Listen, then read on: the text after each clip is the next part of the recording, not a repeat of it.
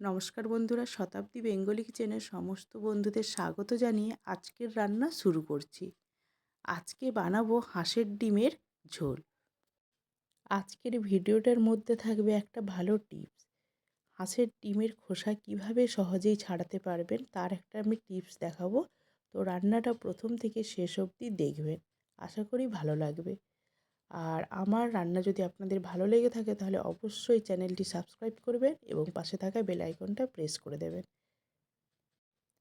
আমি এখানে 10টা হাঁসের ডিম নিয়ে নিয়েছি, আর এই 10টা হাঁসের ডিমকে আমি প্রেসার কুকারের মধ্যে একটা সিটি মেরে নেব। তার আগে কিন্তু দিয়ে দেব 1 চামচ কাঁচা সর্ষে তেল। এই কাঁচা সর্ষে তেলটা দেওয়ার কারণ হচ্ছে, যে কোনো ডিম সেদ্ধ করার আগে যদি আপনারা কাঁচা সর্ষে তেল দেন 1 চামচ, তাহলে কিন্তু ডিমের খোসাটা খুব সহজেই ছাড়ানো হয়ে যাবে। আমি এখানে প্রেসার কুকারে সেদ্ধ করছি, আপনারা চাইলে কড়াইতে সেদ্ধ করে নিতে পারেন। শুধু সেদ্ধ করার সময় 1 চামচ কাঁচা সর্ষে তেল দিয়ে দেবেন, তাহলে কিন্তু খোলার গায়ে আর ডিম লেগে থাকবে না, খুব সুন্দরভাবে খোসাটা ছাড়িয়ে আসবে। ডিমগুলো সেদ্ধ হয়ে গেছে, এবারে আমি জলটা ঝরিয়ে নিচ্ছি, তারপরে ঠান্ডা জল দিয়ে ডিমটা ঠান্ডা করে নিচ্ছি।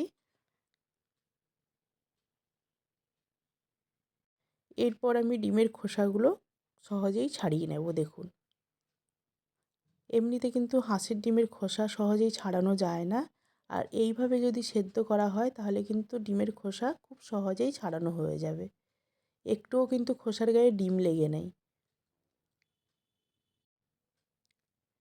তো খুব সুন্দর করে আমি সমস্ত খোসাটা ছাড়িয়ে নিচ্ছি।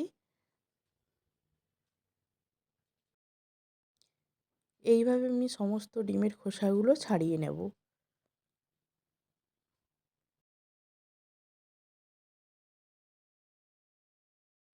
সমস্ত ডিমের খোসাগুলো ছাড়ানো হয়ে গেছে, এবারে আমি ডিমটার মধ্যে দিয়ে দেব 1 চামচ হলুদের গুঁড়ো, হাফ চামচ লবণ আর হাফ চামচ লঙ্কার গুঁড়ো। এগুলো দিয়ে আমি ভালো করে ডিমটাকে মাখিয়ে নিচ্ছি। ছাড়ানোর পর কিন্তু ডিমগুলোর গায়ে আমি হালকা করে ছুরি দিয়ে কেটে নিয়েছিলাম। এখন আমি সর্ষে তেল দিয়ে দিলাম, তেল গরম হয়ে গেছে, এবারে সমস্ত ডিমগুলোকে আমি ভেজে নেব। ডিমগুলো ভাজা হয়ে গেছে, একটা প্লেটের মধ্যে আমি উঠিয়ে নিলাম, আর তেলের মধ্যে দিয়ে দিচ্ছি কিছু ফোড়ন। ফোড়নের মধ্যে দিয়ে দিলাম একটা তেজপাতা, একটা শুকনো লঙ্কা, হাফ চামচ সাদা জিরে আর গোটা গরম মশলা। তারপর দিয়ে দিলাম একটা বড় সাইজের টমেটো, যেটা আমি ছোট করে কুচিয়ে রেখেছিলাম। রসুন, আদা, পেঁয়াজ, কাঁচা লঙ্কা দিয়ে আমি একটা মশলা বানিয়ে নেব।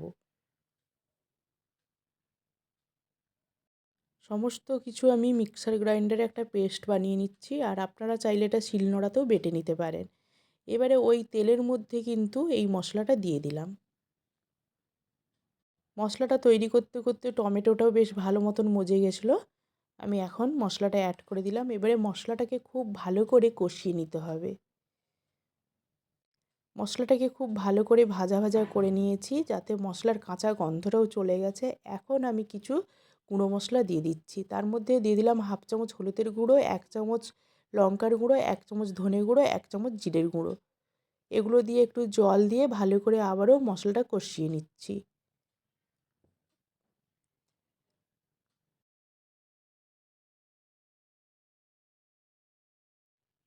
খুব ভালো করে মশলাটা কষানো হয়ে গেছে, তেল ছাড়তে শুরু করে দিয়েছে।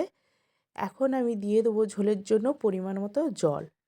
আমি এখানে হালকা গ্রেভি করব, তাই একটু বেশি জল দিলাম।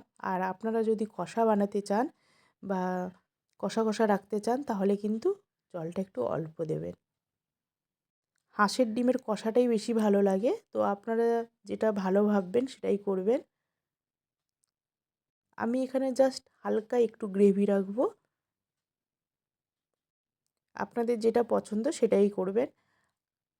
গ্রেভিটা ফুটে গেছে, এখন আমি দিয়ে দিলাম অল্প একটু গরম মশলা আর হাফ চামচ গাওয়া ঘি। এরপর রান্নাটা একেবারেই কমপ্লিট। এখন আমি ঢাকা দিয়ে গ্যাসের ফ্লেমটা অফ করে দিলাম।